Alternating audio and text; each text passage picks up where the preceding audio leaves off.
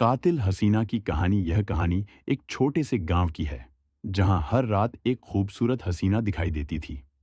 उसके बारे में कहा जाता था कि जो भी उसकी मोहक हंसी के पीछे जाता वो कभी वापस नहीं लौटता।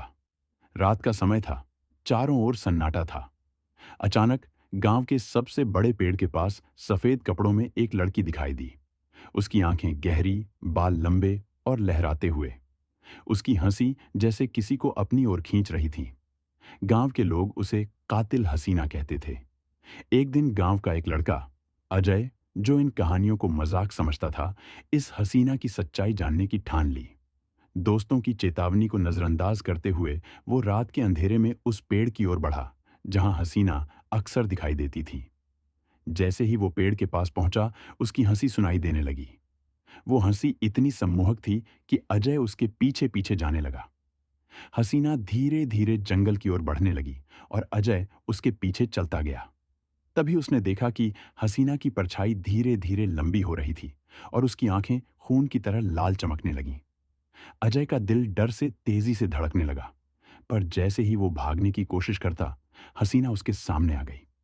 अब तुम मेरी गिरफ्त में हो, उसने धीमी और डरावनी आवाज में कहा। अजय की आवाज गले में ही अटक गई। उसकी आंखों में खून के आंसू और चेहरे पर खौफनाक मुस्कान थी। उसने अपने लंबे नाखूनों से अजय की गर्दन को पकड़ लिया और धीरे धीरे उसका दम घोटने लगी।